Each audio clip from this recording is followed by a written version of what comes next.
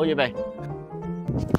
哇！就為你制定咗一個防守嘅練習，係啦，咁就非常之有用，絕對唔係為咗打你而去設定嘅。哇！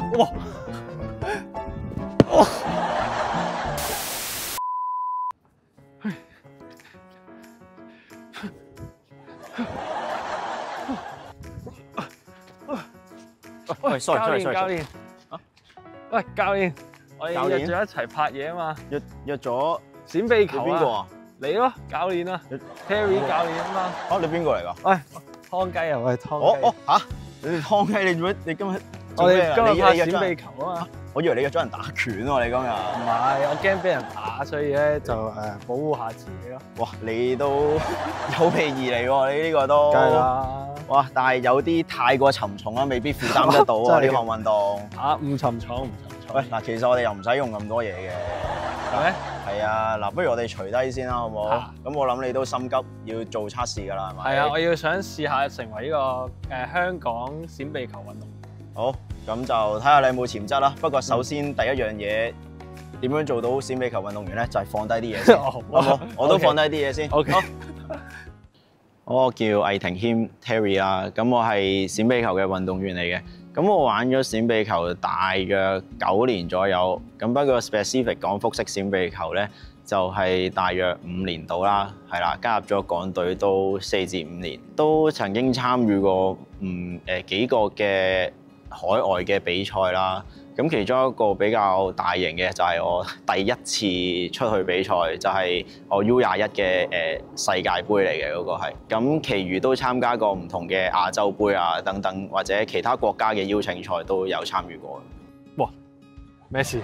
教練，我哋第一個項目係俄羅斯輪盤。即係點咧？即係要做啲咩？好，呢個咧測速槍嚟嘅。咁嗰陣咧。嗱，我哋閃避球攻擊咧，其實就2個重點嘅啫，一係就準程度，一係就速度。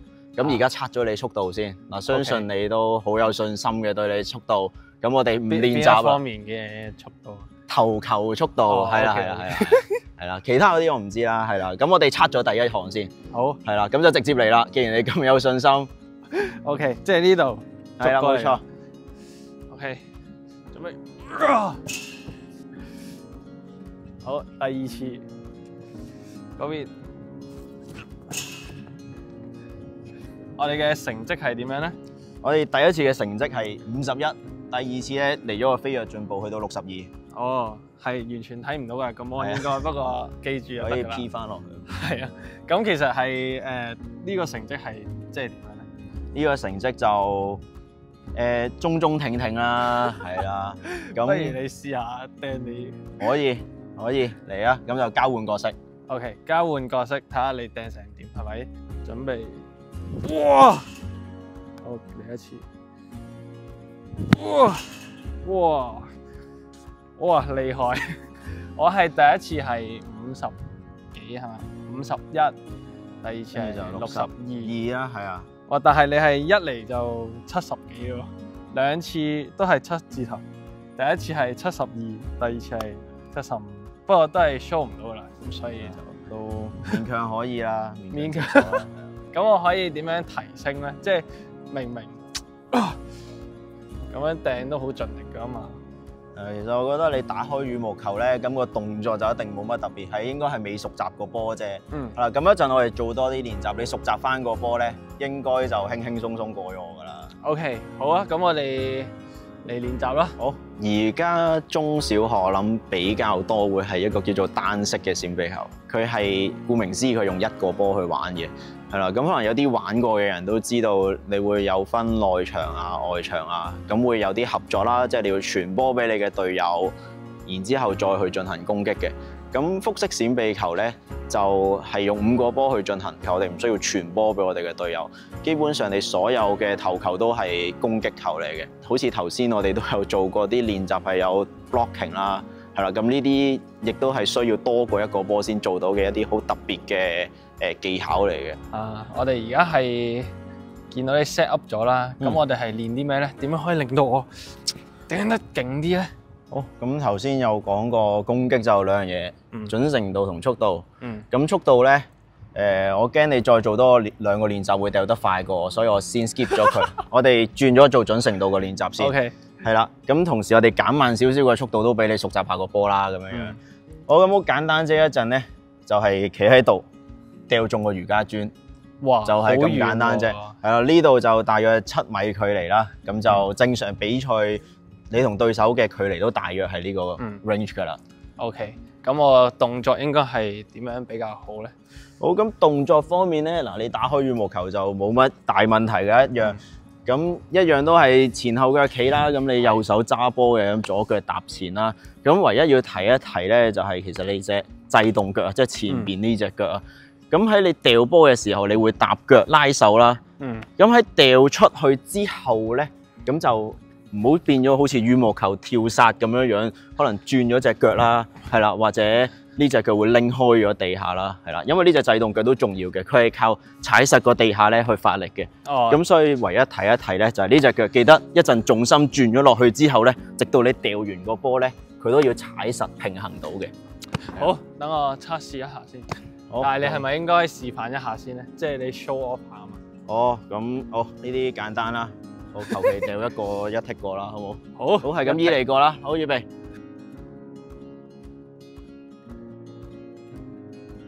咁之前去咗唔同嘅國際賽啦，我覺得俾我最大嘅得着就係我可以睇到唔同國家嘅人佢嘅打法係點樣樣，因為始終呢個運動起碼喺香港或者甚至喺世界嚟講都可能未必去到一個好大規模嘅，或者個圈子未必去到咁大。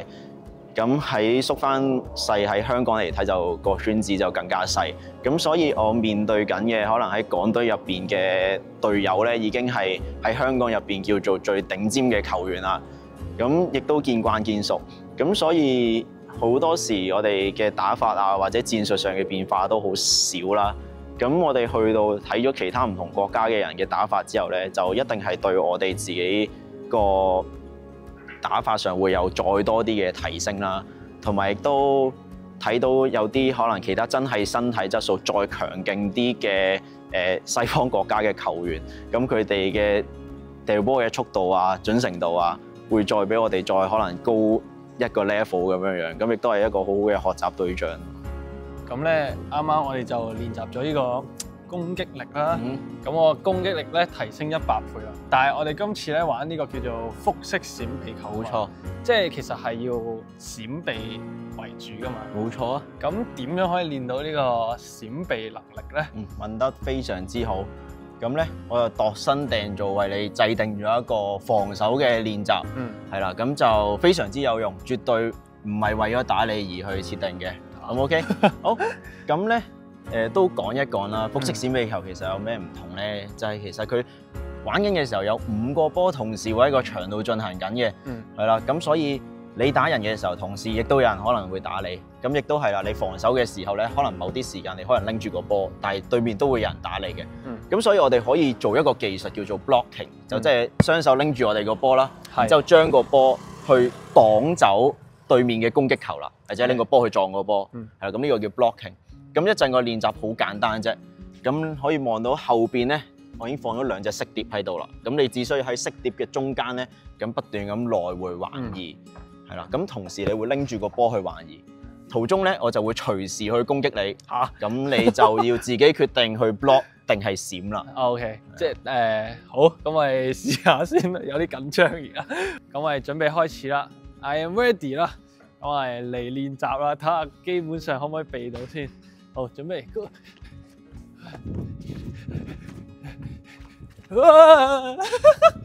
哇，好驚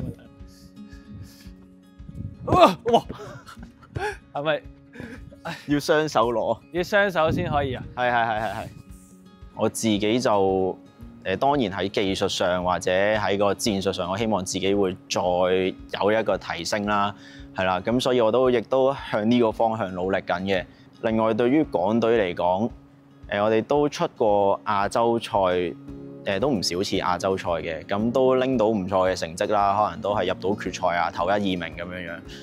但係我哋去其他譬如西方國家去睇佢哋嘅比賽嘅時候咧，咁我哋會見到原來佢哋嘅身體質素比我哋再強，本身天生再高我哋一個 level 嘅時候，可能我哋未必係喺個技術上，我哋可以正面咁去贏到佢。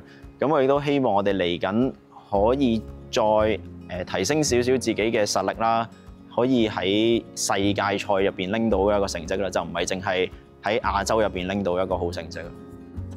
唉，啱啱嘅訓練好辛苦啊 ，Terry 教練。咁究竟我 pass 唔 pass 呢個訓練嘅項目，可以做到香港閃避球嘅代表咧？咁頭先就3個訓練啦，速度就冇問題嘅，投球速度準程度咧都 OK 嘅，練咗幾下之後，係啦，咁你 cut 翻中間唔中嗰啲就 OK 噶啦，係啦，咁唔好講出嚟先得。最尾咧，個防守就都幾優秀，我覺得係啦，咁再重申多次係有用嘅練習嚟嘅，就唔係我特登要咁樣擺落嚟嘅，係啦。咁所以 overall 嚟講咧，我覺得你今日就唔 qualify 嘅。嚇？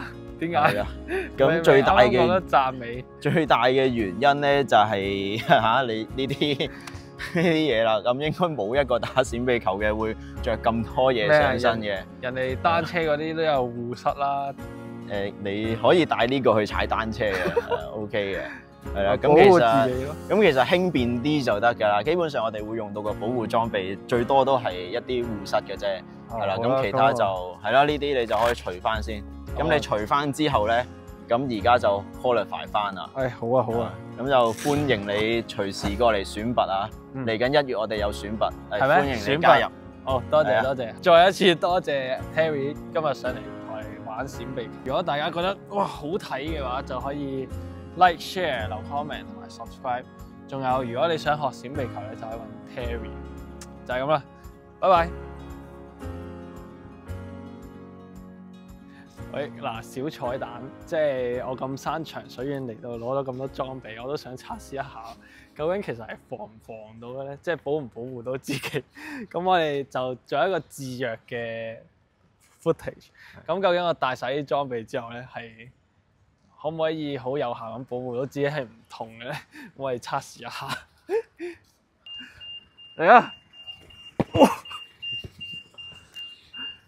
哇！都唔係太大力嘅，你試下大力啲啊！拉屎拉屎！